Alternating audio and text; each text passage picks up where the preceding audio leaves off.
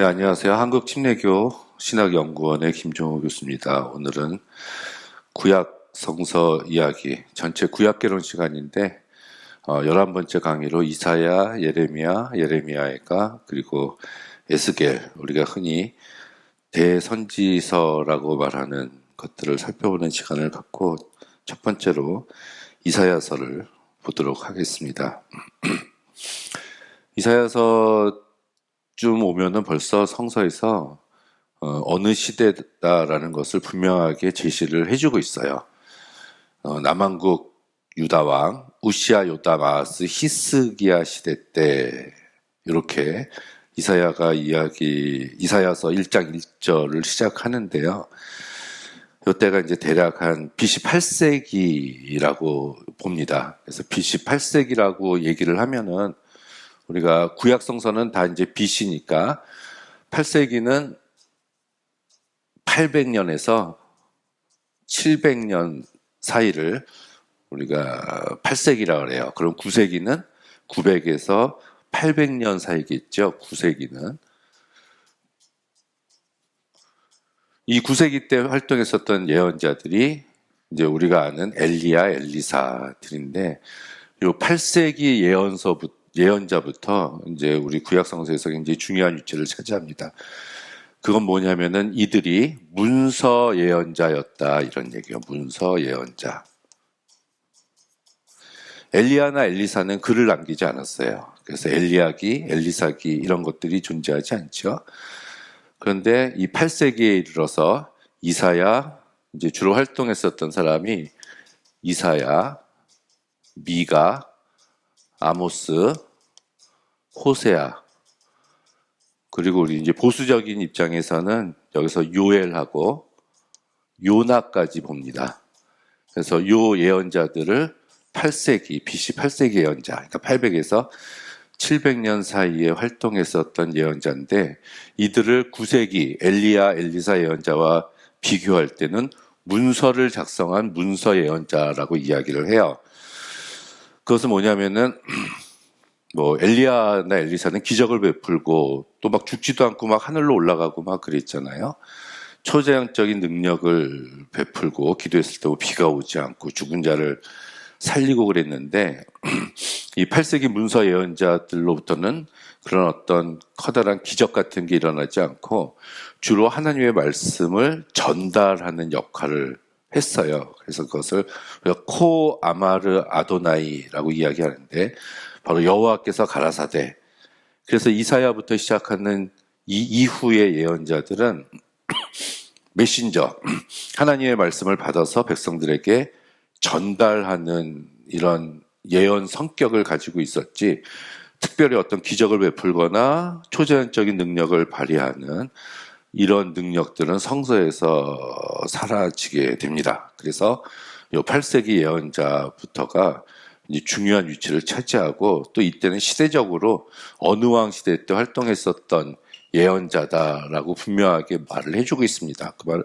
그 말은 뭐냐면은 이 예언의 성격이 물론 우리가 예언이라고 얘기하면은 미래에 대해서 말씀을 한다는 의미가 있지만 그것보다도 처음에는 1차 독자, 그 1차 독자라고 하면 이사야나 아모스나 호세아가 활동하고 있었을 때 그들이 그 당시에 직접 눈앞에 있는 청중들에게 제시하는 하나님의 메시지가 있었다는 얘기예요. 그래서 미래에 주로 심판받을 것이다. 그거거든요. 미래에 너희들이 심판받는다. 그런데 지금 현재 너희들이 이런 죄 때문에 미래에 심판받는다. 그래서 지금 현재 짓고 있는 그 죄에서 회개하고 하나님께 돌아오면 나중에 심판이 임하지 않을 것이다. 이제 이런 메시지예요. 그렇다면은 이 메시지의 궁극적인 목적은 미래에 너희들에게 심판이 임한다는 것이 아니라 지금 회개하고 죄악된 길에서 돌아와서 하나님을 향해라. 이 메시지가 훨씬 더 중요하겠죠.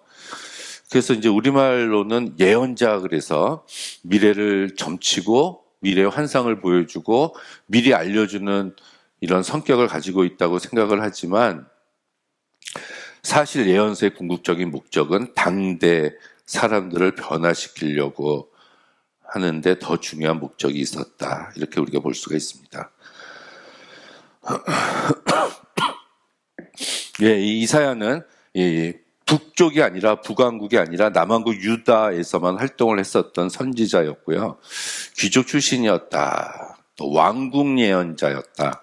서민들에게 메시지를 전한 것이 아니라 주로 나라와 왕을 향해서 메시지를 전했다. 또 우시야 왕의 행장이라는 이런 책이 역대하에 등장을 해요. 이 책을 이제 이사야가 지었을 것이다.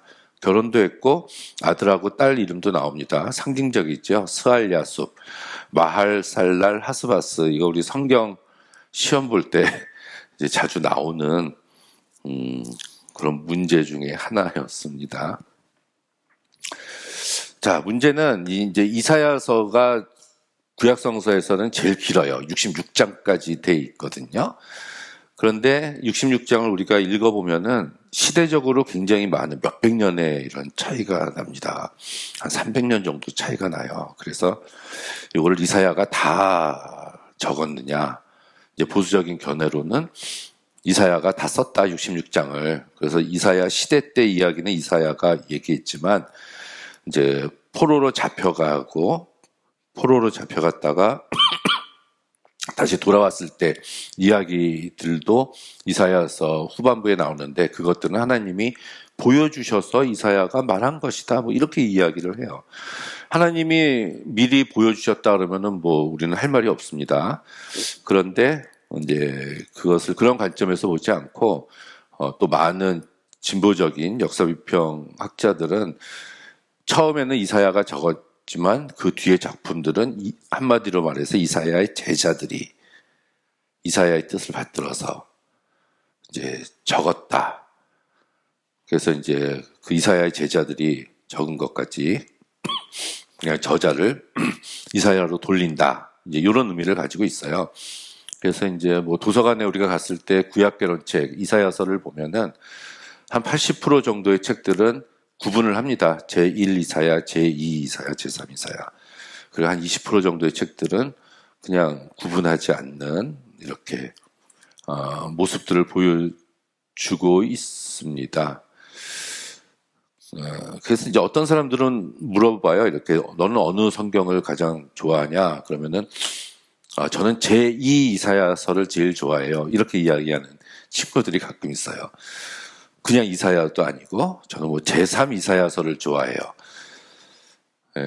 그게 좋을만 해요. 거기에는 이제 죄악을 지적하는 이사야의 날카로운 메시지가 등장하지 않고 위로와 희망, 소망을 주는 메시지들이 있거든요. 뭐 일어나라 빛을 발하라 뭐 이런 말씀 있잖아요. 그런 우리 복음송에도 많이 나오는 위로와 격려, 칭찬, 함께하심 이런 소망을 주는 하나님의 메시지들. 그거는 이제 포로 시대에 잡혀 있다가 다시 하나님께서 이스라엘 땅으로 돌아오게 하셨기 때문에 그런 메시지가 왔습니다. 그래서 이제 그걸 좋아한다는 사람들을 제가 봤어요.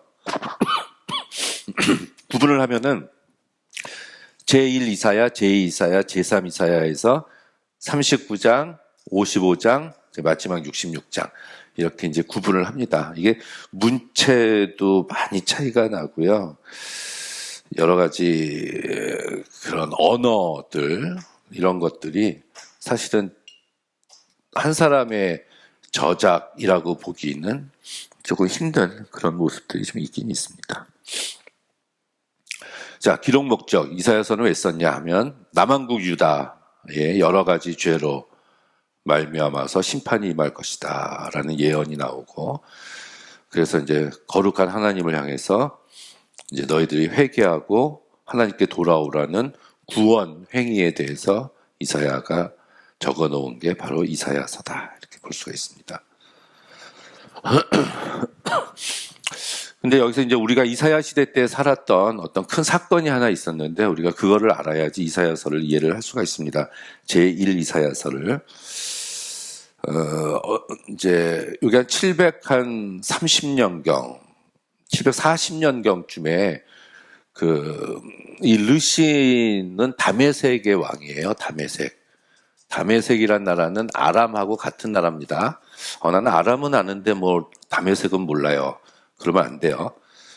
이 나라의 왕이었던 르신이 있었고 그리고 이제 북왕국, 남북에 갈라졌기 때문에 북왕국 이스라엘의 그때 왕이 베가였어요, 베가. 그런데 이때 신흥 세력으로 등장하고 있었던 나라가 아수르였습니다, 아수르. 그래서 아수르가 아주 강력한 왕이 돼서 이제 아람하고 북이스라엘을 위협하고 있는 상태였습니다. 그래서 이 두 나라가 동맹을 맺어요. 그래서 우리가 아수르에 대항해야 되겠다. 그러면서 아하스에게 같이 동맹을 맺자라는 이제 3자 동맹을 요구를 해요. 남왕국 왕이었죠. 히스기야의 아버지. 그때 아하스가 안 한다 하고 거절해요. 그리고 오히려 나는 이 아수르를 의지를 하겠다. 그랬더니 이 르신과 베가가 아수르를 쳐들어간 게 아니라 이 남왕국 유다를 쳐들어왔어요. 그래서 이제 뭐 성이 함락되고 많은 백성들이 죽고 그래서 위기가 찾아왔는데 그거를 시로 에브라임 위기라고 얘기합니다. 우리가 이사야서에서 제일 잘 알고 있는 구절 중에 하나가 7장 14절이에요.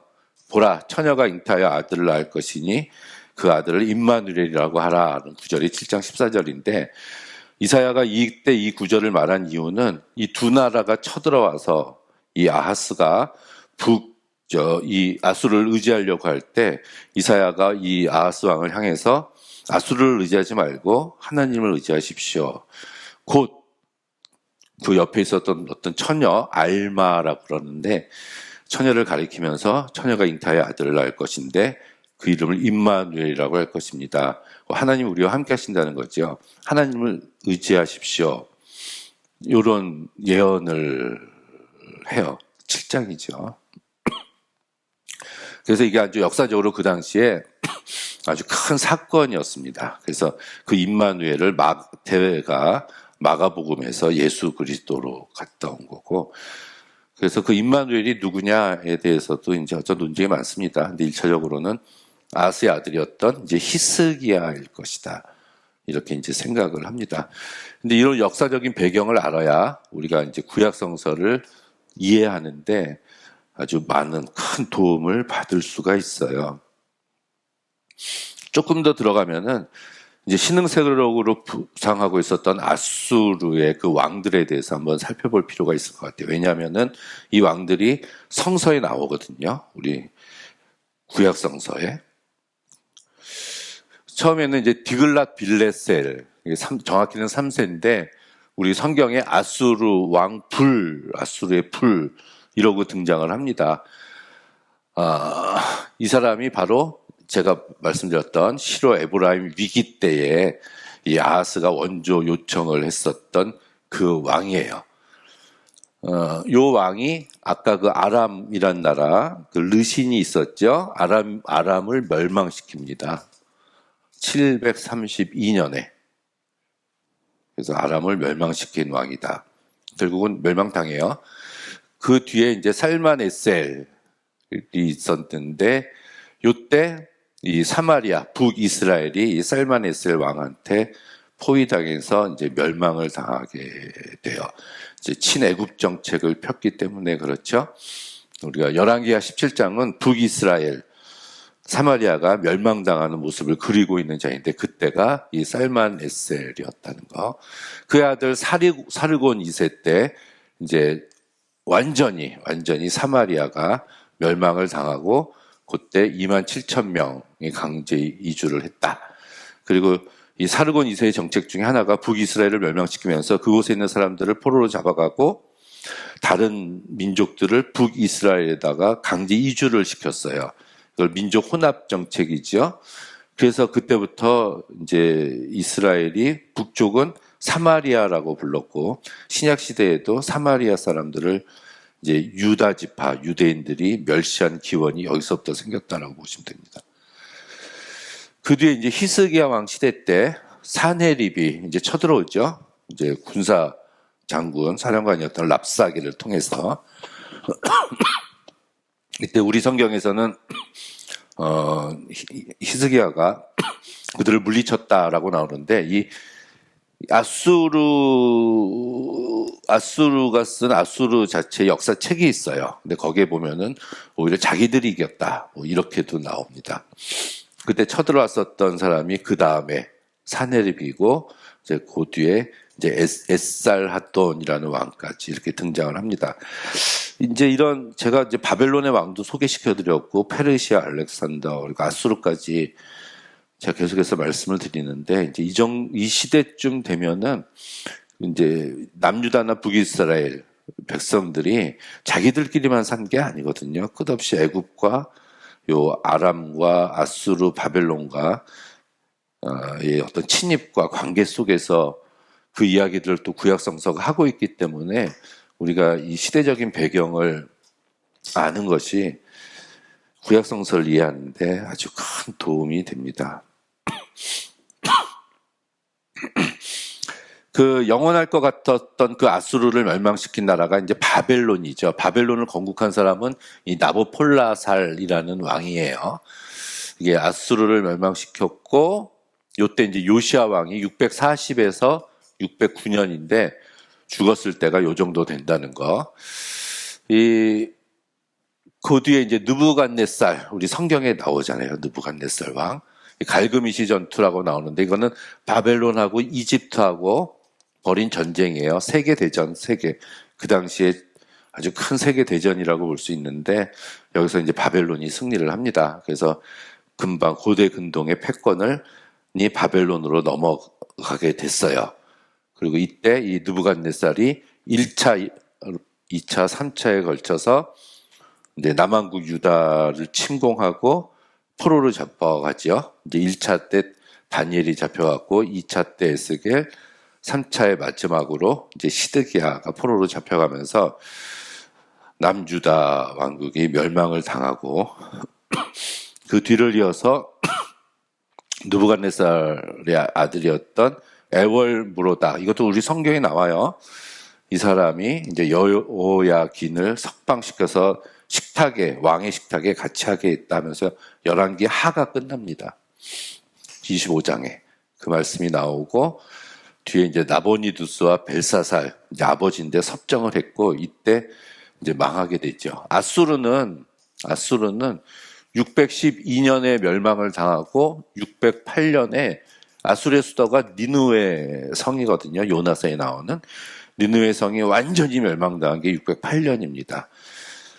그러니까 이제 처음에는 아람이라는 나라가 이제 셌는데 732년에 멸망당하고 이 아람을 멸망시킨 아수르라는 나라가 608년에 멸망당하고 아수르를 바벨론이 멸망시켰는데 이 바벨론이 539년에 멸망당하고 그 멸망이 이제 페르시아, 메데와 바사의 고레스죠.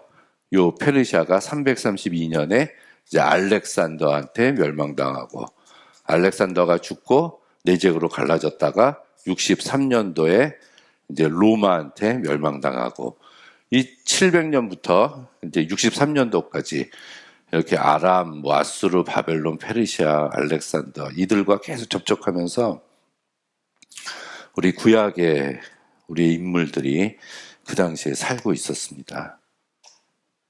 요 멸망의 예언 같은 것들이 성서에 다 나와요.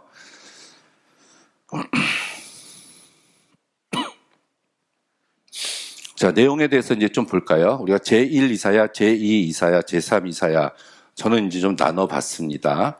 그래서 1장에서 39장, 그래서 40장에서 55장, 56장에서 56장. 그래서 1장에서 12장은 유다와 예루살렘에 대해서 이제 이사야가 예언한, 특히 1장 같은 경우는 굉장히 신랄합니다. 그리고 13장에서 23장은 이방 국가, 이게 모압, 에돔, 뭐 이집트, 두로, 바벨론 이런 나라, 이방 나라에 대한 심판이 나오는데 이거는 이사야서만 나오지 않고요. 아모스도 나오고 예레미야도 나오고 에스겔도 나오고 주변 이방 나라들에 대한 심판이 나오는 예언서들이 굉장히 많습니다. 그리고 24장에서 28장이 여호와가 세상을 심판하고 이스라엘이 구원받을 것이다. 희망의 메시지가 잠깐 등장하고 화 있을진저 라면서 또다시 심판에 대해서 이야기를 합니다. 굉장히 좀 독특한 것은 36장에서 39장이에요. 이거는 열왕기하 18장하고 19장하고 거의 똑같아요. 여기 히스기야 왕 시대 때 일어났었던 일인데, 그 히스기야 왕 시대 때 일어났었던 일들을 이제 이사야 36장에서 39장에 약간의 차이는 있습니다. 약간의 차이는 있는데 반복해서 이야기를 하고 있어요. 이사야의 예언이 아니라 역사적인 기록을 이야기하고 있는 게 36장에서 39장이라는 거. 그리고 이제 제2 이사야서는 이제 6세기, 여기 이제 8세기거든요. 8세기. 그럼 800에서 600년 사이의 일들을 얘기하고 있는데, 이제 8세기, 6세기의 얘기를 해요. 6세기면 600에서 500년 사이니까 이때는 이제 남유다가 이제 멸망을 당했죠. 그래서 백성들의 무지, 이제 하나님을 알지 못하는 이것에 대해서 실책하는 부분이 나오고, 또 여호와의 종으로 인한 예루살렘 시온의 회복. 그래서 우리가 유명한 게 이사야서는 53장이잖아요. 고난받는 종. 뭐 저가 찔리면 우리의 허물이여, 세상제 지고 가는 어린 양을 보라. 이런 것들이 다 앞으로 시온이 회복되고 구원받을 것이다 라는 메시지 상에 있습니다. 그리고 마지막으로 이제 제3 이사야라고 해서 56장에서 66장까지 이제 권고의 말씀들, 하나님이 패역한 자들에게는 벌을 주시지만 결국 하나님을 믿는 신실한 자들에게는 큰 은혜를 베푸시겠다 하는 말씀이 계속해서 나오는 것이 바로 63장에서 69장에 있는 말씀이에요. 자, 이사야서는 조금 분량이 길고 절수도 결코 작지 않습니다. 그래서 쉬운 책은 아니에요. 쉬운 책은 아니지만 굉장히 읽어볼 만한 가치가 있고요. 저는 요 앞부분 7장에서 12장에 그 여러 가지 사회적인 유다 백성들의 죄에 대해서 이야기하고 있는 부분도 우리가 한번 주의 깊게 성경을 보면서 살펴야 될 부분이 아닌가 이렇게 생각을 합니다. 이사야서는 여기까지 하도록 하겠습니다. 네, 이 시간에는 예레미야하고 예레미야 애가까지 한번 같이 살펴보도록 할게요. 예레미야입니다. 성서는 이제 예레미야가 이제 베냐민 지파 출신이고 아비아달 제사장 가문의 후손이다 이렇게 소개를 하고 있습니다. 아비아달 가문은 이제 다윗 시대 때 잠깐 소개를 하고 있죠. 그래서 요시야 왕 13년부터 시드기야 11년까지 예언 활동을 했다. 시드기야는 11년 동안 왕노릇했으니까 이제 남왕국 유다가 멸망할 때까지 있었던, 그래서 예루살렘의 멸망을 눈으로 직접 목격한 사람이 예레미야라고 볼 수가 있습니다. 그래서 유다 왕국의 멸망을 체험하고 고난의 길을 간 눈물의 예언자가 우리는 예레미야다 이렇게 우리가 알고 있죠. 이게 예레미야는 이제 확실하게 어느 시대 때 사역했다라는 말들이 나와요. 그래서 요시야 왕 시대 때 이제 사역을 했다는 거. 그리고 약간 침묵하다가 여호야김 시대 때 활동했었던 것이 굉장히 많고, 그때 이제 바룩의 이름이 등장해서 예레미야서를 바룩이 이렇게 적었다라는 표현 나오고요. 그리고 마지막으로 시드기야 왕 시대 때 사역을 합니다. 그리고 나라가 멸망한 다음에 그 바벨론이 그달리아라는 사람을 이제 총독으로 세워요. 그래서 뭐 왕으로 세웠는데 유대인들은 이제 인정을 하지 않죠. 그래서 마지막 왕은 시드기야다 이렇게 이야기를 합니다. 그리고 애굽으로 망명 가는 사람들과 같이 갔다, 또는 그들에게 이제 끌려갔다, 뭐 이런 얘기들도 나오는데 그 뒤에 사역에 대해서는 성서가 이제 침묵을 하고 있어서 우리가 알지는 못합니다. 기록 목적은 임박한 유다의 멸망을 예언하면서 백성들의 마음의 회개를 강조했다는 것. 그래서 남유다가 멸망했지만 하나님과 백성들의 관계가 끝난 것이 아니라 하나님이 정하신 때가 되면은 반드시 회복시켜 주실 것이다. 이런 메시지를 담고 있습니다.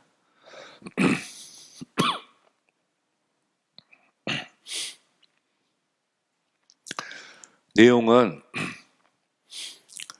구분을 하면은 25장, 또 45장, 51장 이 정도로 구분을 해요. 그래서 처음에는 심판에 대한 내용이 계속해서 나옵니다. 그래서 요시야 왕 시대, 여호야김 시대, 시드기야 왕 시대.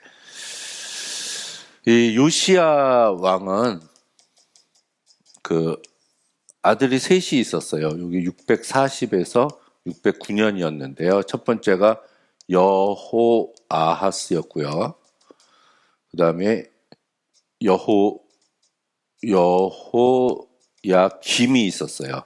그 다음에 시드기야, 이렇게 세 명의 아들이 있고 여호야김의 아들이 여호야긴입니다. 긴. 그래서 요시야 왕이 죽고 이제 바로 여호아스가 이제 왕이 됐는데 3개월 만에 애굽에 의해서 이제 폐위당하고 두 번째 아들이었던 여호야김이 이제 왕이 됩니다. 그래서 11년 동안 해요. 11년.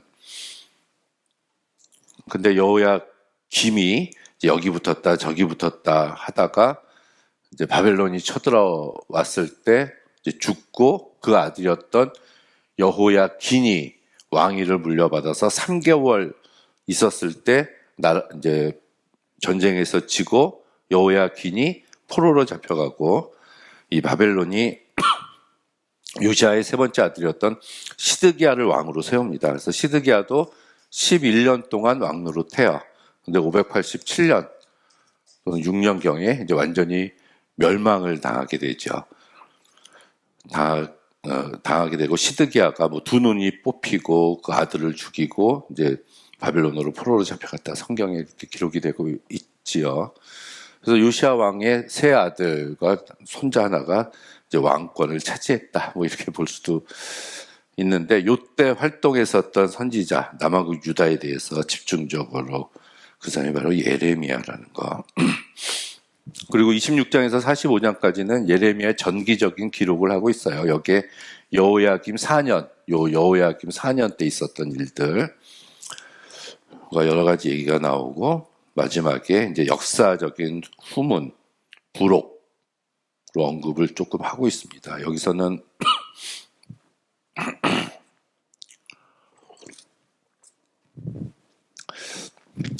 이제 포로로 잡혀간 사람들의 숫자, 명단 이런 것이 아주 구체적으로 52장에서 이제 그것을 이야기를 해주고 있습니다. 예레미야서의 주제는 이제 인과응보 사상. 다른 예언서보다 이 사상이 좀 강조가 되고 있어요. 잘하면 복받고 못하면 심판받는다는 얘기들.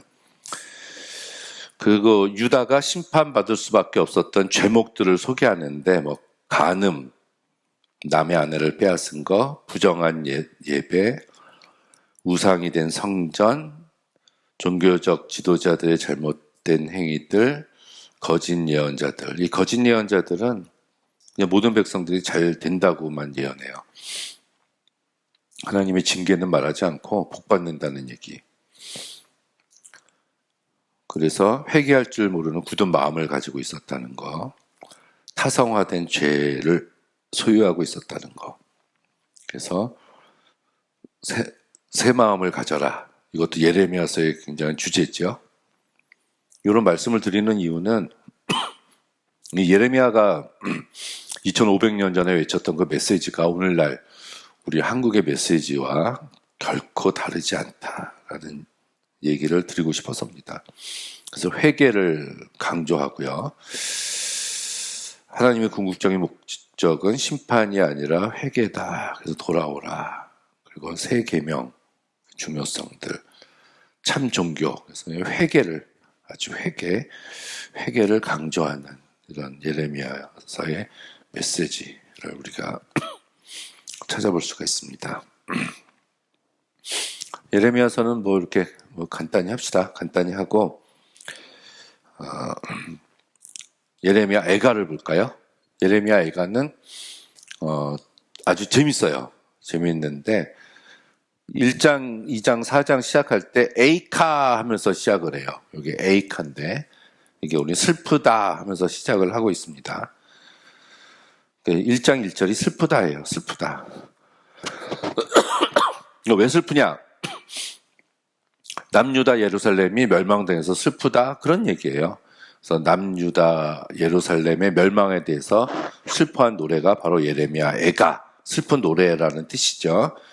5장으로 구분되어 있습니다. 저자가 누군지는 잘 모르겠어요. 그런데 이제 예레미야 애가 이렇게 이야기하는 걸로 봐서 아마 예레미야가 기록했을 것이다. 볼 수가 있죠. 그래서 굉장히 어려움을, 이 슬픔을 하나님께 호소하고 있는 이런 형식이 예레미야 애가입니다. 그래서 이거를 아비월 9일이라고 얘기를 하거든요. 그래서 그날 아비월 9일날 항상 예레미야 애가를 불렀어요. 우리 한국 같은 경우는 일제강점기 때 해방된 날이 8월 15일이잖아요. 그래서 이제 8월 15일은 다 기억하는데, 그럼 이제 해방이 됐으니까 그러면은 강점된 날, 한일 합방이 된 날은 언제죠? 잘 몰라요. 1910년. 네이버에 물어보면 알지만, 우리나라만 하더라도 광복절은 기억을 해요. 근데 망한 날은 잘 기억을 못하고 안 하려고 하는데, 이스라엘 민족들은 해방된 날이 아니라 망한 날을 기억합니다. 그 망한 날이 이날이에요. 그래서 이 날을 1년에 한 번씩 기억하고 그때 이 애가를 불렀다 이렇게 나옵니다. 그러니까 자신들의 죄 때문에 멸망했다 이제 그런 얘기겠죠. 죄에 대해서 고백한다. 시편 같아요. 그래서 그렇지만 더 이상 절망과 좌절에 빠진 사람들의 울부짖음이 아니라 그 가운데 하나님을 굳게 의지함으로써 다시 한번 하나님께 자비를 호소하고 우리가 회개했을 때 우리를 버리지 마시고 구원을 베풀어 주소서 하는 노래들로 담겨 있는 것이 바로 애가라고 볼 수가 있습니다. 그래서 5개의 독립된 시예요. 근데 이게 뭐 구성이 아주 정확하고 기승전결 이런 게 없고 그냥 뒤죽박죽 돼 있는데 이거는 뭐 슬프잖아요. 굉장히 슬프니까 논리 정연할 수가 없는 거죠. 그렇게 생각하면 됩니다. 그래서 황폐한 예루살렘을 과부로 의인화했어요. 그래서 자녀를 잃고 우는 과부는 남편이 없는 사람인데 아들까지 없으면은 과부는 굉장히 슬프잖아요. 그게 이제 예루살렘이라는 거. 그리고 여호와의 진노, 백성들의 고난, 포위당한 백성들, 하나님께 구원을 호소하면서 우리의 간구를 들어주시옵소서라고 외친 게 바로 이제 애가서다라고 볼 수가 있습니다.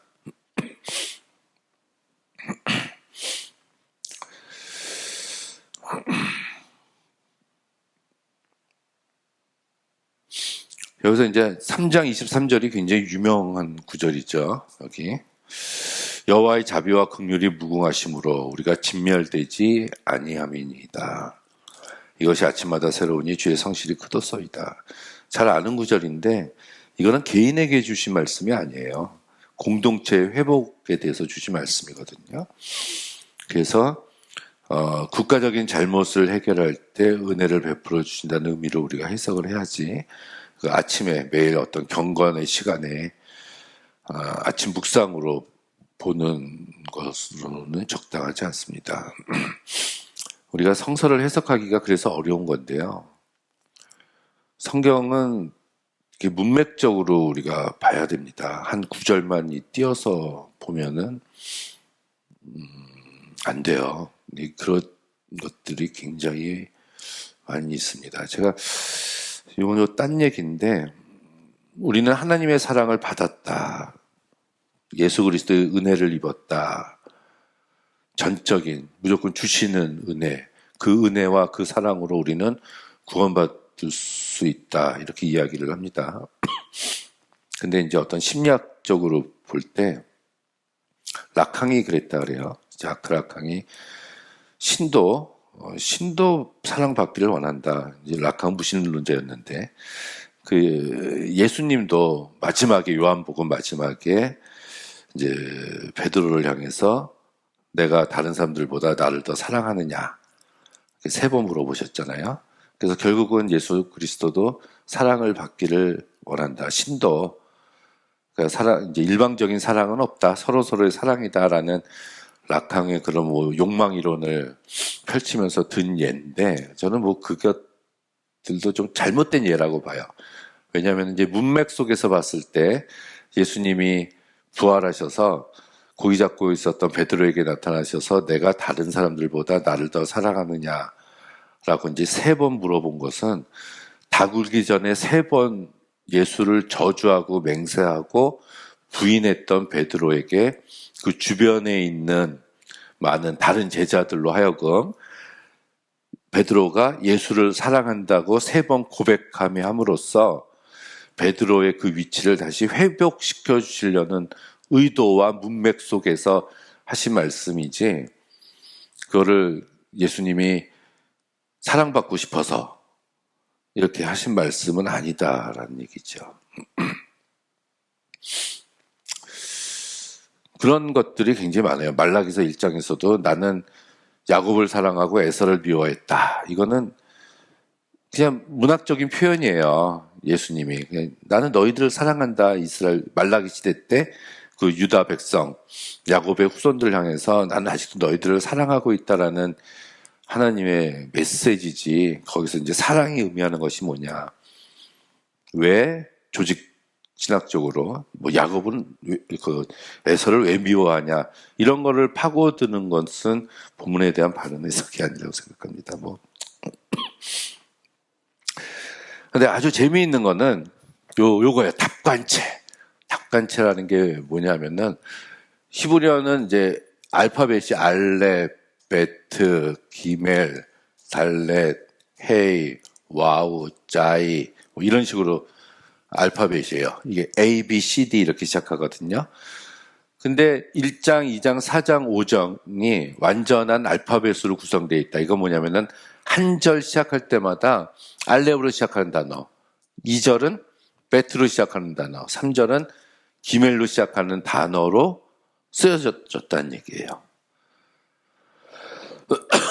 이거는 이제 두문법, 닭관체라는데 히브리어는 모두 22개예요, 단어가. A, B, C, D가 22개가 돼 있거든요. 그래서 1절, 2절, 4절, 5절, 1장, 2장, 4장, 5장이 모두 22장으로 구성되어 있습니다. 22장. 22연. 알파벳 순서대로 알파벳 개수가 22개라서 22절로 썼다는 얘기예요. 굉장히 놀랍죠. 근데 이 중에서 이제 3장은 22절이 아니라 22의 3배가 66절이잖아요. 그래서 3배, 3행을 1년으로 해서 66절로 구성되어 있다는 거. 물론 이제 정확하게 이게 다 맞지는 않아요. 5장 같은 경우는 5장은 알파벳으로 시작하지는 않아요. 그런데 행수는 22장으로 똑같다는 거. 이게 굉장히 정형시라는 거거든요. 정형시. 그러니까 기억으로 시작하는 것, 디온으로 시작하는 것, 디귿으로 시작하는 이런 식으로 쓰여져 있다는 거. 우리가 히브리어를 모르면 우리가 알 수가 없는 거죠. 그러니까 아주 뛰어난 작품이다. 하나님의 계시의 말씀이면서 그렇게 볼 수가 있고요. 그리고 이제 1장, 2장, 4장은 에이카, 슬프다라고 시작한다는 거, 탄원시의 형태를 가지고 있습니다. 그리고 3장은 기도시의 형태를 가지고 있다는 거. 그리고 5장은 회개라는 그런 주제로 우리가 살펴볼 수가 있습니다. 또 하나 재밌는 것은 이게 예루살렘 자체를 의인화해서 사람, 아까 과부라 그랬죠? 과부로 표현을 하고 있어요. 또는 처녀나 과부로 표현하고 있다는 거. 그리고 예루살렘 자체가 어머니로 해서 끌려가는 자들을 자녀로 이렇게 묘사한 뛰어난 어떤 문학적인 그런 감각을 보여주고 있는 게 바로 예레미야의 가서라고 볼 수가 있습니다. 이 공동체의 슬픔을 개인의 슬픔으로 충분히 이들이 받아들였다라는 것으로 우리가 볼 수 있을 것 같습니다. 네, 예레미야의 간 여기까지 하도록 하겠습니다. 네, 오늘 이 시간은 그 에스겔서에 대해서 한번 살펴보는 시간을 갖도록 해보겠습니다. 에스겔은 하나님이여 강하게 하소서, 이름이 그런 뜻을 가지고 있다고 합니다. 사독 제사장 계열의 후손이다. 예루살렘 성전에서 봉헌한 사제다. 이제 굉장히 독특한 거는 예언자인데요. 제사장이면서 예언자였다. 이 얘기는 좀 이따 다시 하겠습니다. 사독 제사장 계열이라고 얘기를 해요. 사독. 이 사독 제사장 계열은 좀 틀립니다. 성서에서 본래 제사장은 아론이었잖아요. 아론. 그리고 이제 아비아달, 이렇게 예레미야 이렇게 갔는데 갑자기 다윗 시대 때 사독 제사장이라고 등장해요. 사독 계열. 그래서 이거는 예루살렘의 다윗 시대 때 새로 등장한 제사장 가문인데 나중에 사두개 파가 이거랑 연관이 있다라는 말까지 하기도 하는데 아무튼 그 아론 계열이 아닌 사독 계열의 후손이라는 거. 그리고 바벨론의 2차 때 포로로 잡혀가서 예루살렘에서 예언 활동을 한 게 아니라 바벨론에서 예루살렘을 바라보면서 예언 활동을 했던 사람이 바로 에스겔이라는 겁니다. 그래서 굉장히 재미있는 게 예언자긴 예언자인데 제사장이면서 예언자예요. 이거는 에스겔밖에 없습니다. 제사장 겸 예언자인 사람은.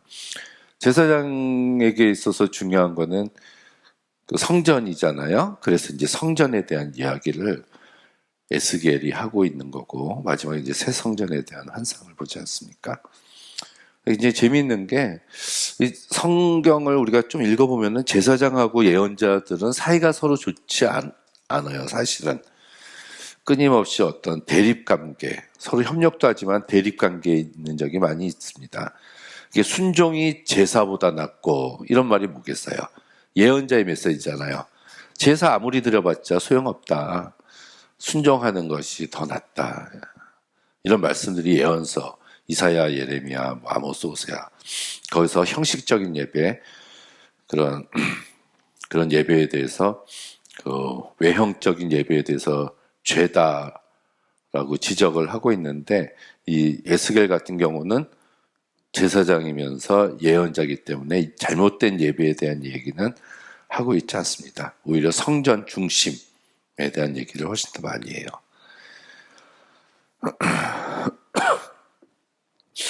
바벨론의 포로로 잡혀가서 이 유다를 향해서 예루살렘을 향해서 예루살렘이 곧 회복될 것이다. 이런 예언의 메시지를 전한 사람입니다. 그래서 근데 그 말은 또 바벨론에 같이 포로로 잡혀온 사람들에게 하는 얘기겠죠.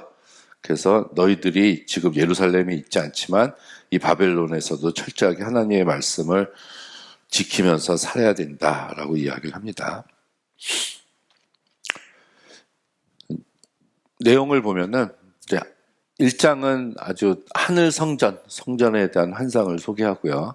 2장부터 11장까지가 이스라엘의 죄를 지적하고 성전 멸망을 통한 심판 예언을 합니다.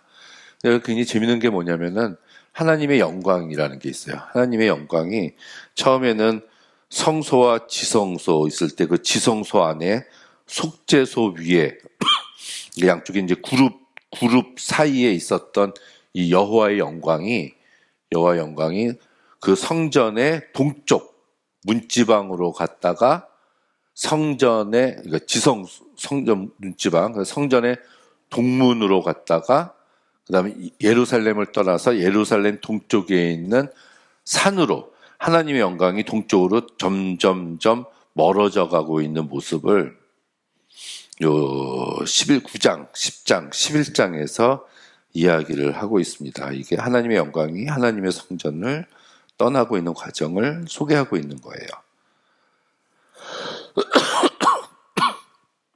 그리고 이제 다른 예언서랑 똑같이 12장에서 25장에서는 암몬, 모압, 에돔, 블레셋, 두로, 시돈, 애굽에 대해서 이방 나라들에 대한 심판 이야기를 합니다. 이게 이사야도 그렇고요, 아모스도 그렇고, 에스겔도 그렇고, 예레미야도 그렇고 이런 것만 놓고 봐도 하나님은 이스라엘만의 하나님이 아니시다라는 것을 우리는 알 수가 있습니다. 그리고 36장에서 39장까지는 회복의 메시지, 그래서 아주 좋은 말씀들이 많이 나와요. 그래서 우리가 에스겔 하면은 잘 알고 있는 게 마른 뼈잖아요. 마른 뼈. 마른 뼈가 이제 살아나게 되는 얘기가 37장인데 당연히 회복의 메시지 속에 있겠죠.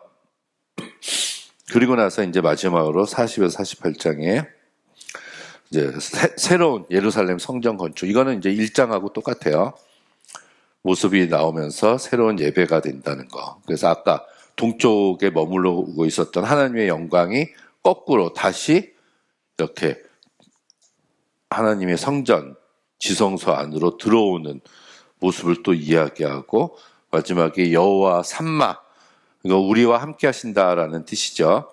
여호와 삼마를 얘기하면서 에스겔서가 이제 끝납니다. 재밌어요, 에스겔서도.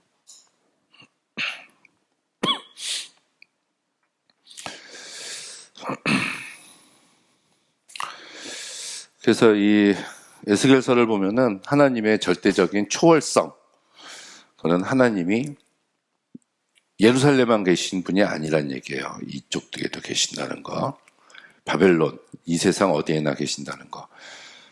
그래서 이스라엘 왕도 되시고 세계 역사의 주관자가 되신다는 메시지가 있고, 거룩한 예배를 드려야 된다. 도덕적인 추궁보다 거룩한 예배. 이 제사장이기 때문에 그렇겠죠. 그리고 이제 묵시문학이다. 이게 또 묵시사상이 나온다. 이건 포로로 잡혀가 있었기 때문에 바벨론에서 어쩔 수 없었을 거예요. 묵시문학은 한마디로만 해서 상징어 같은 거를 펴서 자기들끼리만 아는 비밀스러운 언어로 적은 글을 뜻합니다. 그러니까 계시록, 요한계시록을 대표적으로 묵시서라고 이야기를 하죠. 하나님의 어떤 비밀을 표현하려고 하는 거. 그리고 하나님의 거룩성. 나는 야훼다. 그리고 나는 내 이름을 아꼈노라. 이런 말씀들이 이 에스겔서에는 굉장히 많이 나옵니다. 이 중요한 거는 이 제사장이면서 예언자였었다. 그걸 아는 게 이제 굉장히 중요한 것 같아요. 네, 여기까지 에스겔서는 하도록 하겠습니다.